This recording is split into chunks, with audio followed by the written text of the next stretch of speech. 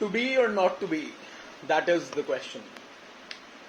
One of the most famous lines in all of literature, because it's coming from one of the most famous plays Shakespeare has ever written, which makes it probably the most famous play in all of literature, Hamlet. And this soliloquy, which is, it's among many soliloquies that Hamlet actually goes through in this play. To be or not to be, that is the question, is one of those quotes. It's probably been the most used quotes, and irrespective of whether you've been a literature student or not, you must have heard it at some point. Now, it's a long soliloquy, and it has been interpreted in a number of different ways by people. So what does it actually mean? What is Hamlet trying to say through this soliloquy? To put it in a very modern context, and that is what I'm trying to do, it's been 500 years, but death is one of those subjects which has always existed, right? Ever since life has existed, death has existed. We are mortals after all.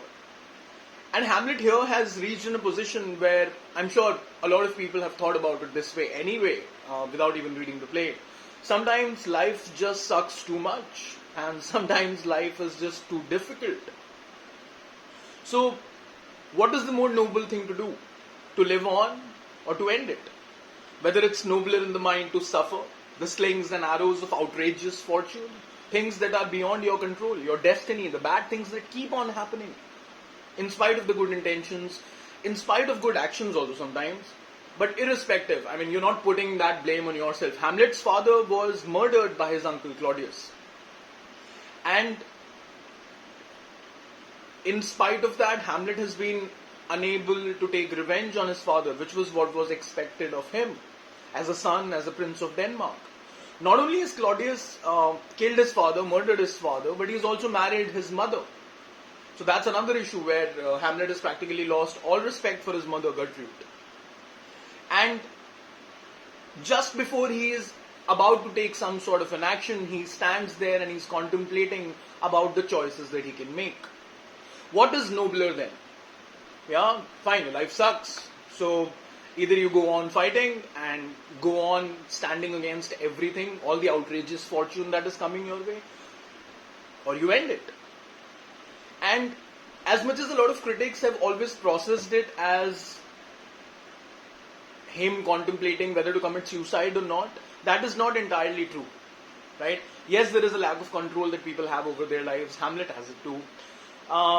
And he understands that death can come as easy. It can be so easy to kill somebody, kill yourself, right?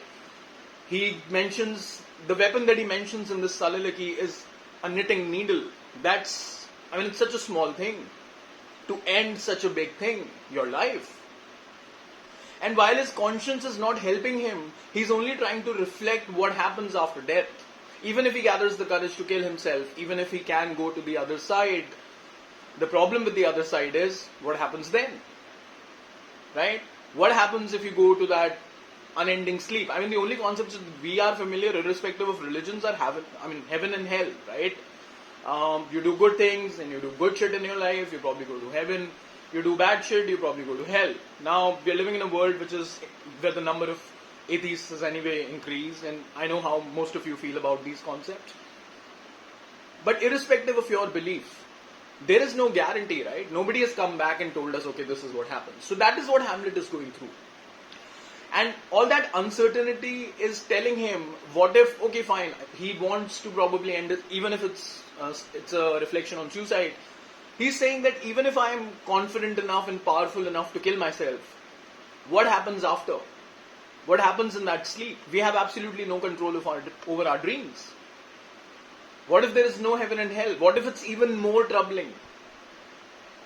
What if life was easier and I can only realize it when I go to that other side? And that is what keeps stopping him from, probably committing suicide, if that is the interpretation you want to take. But the interpretation is actually greater in this soliloquy. He is not just contemplating on death and he is on life and death, but the greater thing to it is, it's his conscience that is not allowing him to take revenge against his uncle. In spite of him having the opportunities, in spite of it being the right thing to do. We're talking about a time 500 years ago. And even in the, I mean, that is when Shakespeare wrote it. The play was set even further back. So it was the most honorable thing to do. Your father has been murdered by somebody, you take your revenge. And he had the added incentive of taking his position as the king also, something which anyway he deserved because his father was the king and now his uncle had, not just married his mom but also taken the kingship with him. So this is where he says conscience makes cowards of us all, right?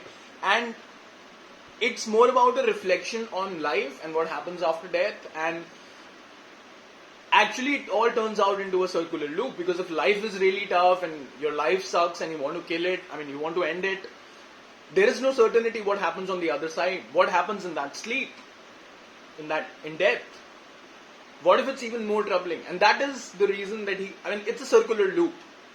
And he's unable to do either of the things. He's unable to kill his father's murderer, Claudius, his uncle. And on the other hand, he's unable to forgive himself. And it's that pain and that frustration and this overthinking which was and has always been considered Hamlet's tragic flaw, which stops him from taking any action till the point it becomes, the entire tragedy becomes inevitable. When he finally does take action, everybody dies, right? Nothing is left at the end of it all. Gertrude dies, and Ophelia is already dead, Laertes is dead, Polonius is dead, Claudius is dead, yes, and Hamlet is dead.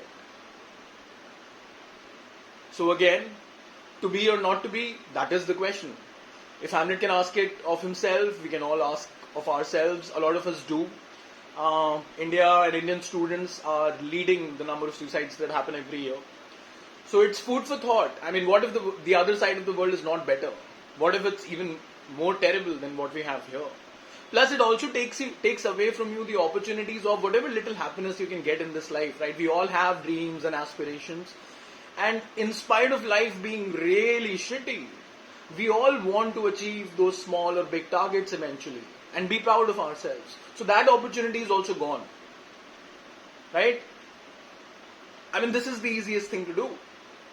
Even Hamlet found that. While he's just reflecting on these two things, he's essentially talking about life and death as just two geographical locations. And what if, before you reach from A to B, before you reach from life to death, what if you just go into an uncharted territory without any map and you're lost forever? What kind of existence would that be? So the moment conscience comes into it, right, whatever your reason for not killing yourself, conscience plays a big part, right? You can do it for the sake of people you love or for the sake of people who love you. You can do it for your smaller, bigger dreams that you want to achieve and the resultant happiness which you probably will derive from it. Or anything else for that matter. Hamlet does it because it becomes a circular loop, the whole soliloquy in the end, because, like I said, what if it's not all roses and grass and whatnot? What if it's not better than what we have here? And that is what stops him from taking action either way, attacking Claudius, murdering himself, killing himself rather. Again, it's a 500-year-old play, but the idea that I'm trying to bring to the surface right now is these things have always been important. Love, hatred, pain, jealousy. Nothing has changed. Death, in this particular case. Nothing has changed.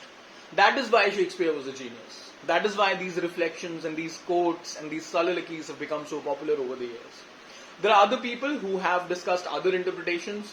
I will be bringing those videos as the week goes by. I hope you enjoyed this one. I hope it helps you in some way, especially if you're a literature student. Even if you're not, try and give the play a chance. This is just one thing. There are so many exceptional things about Hamlet. Share this video with somebody who you might think needs it. This is the English teacher signing off.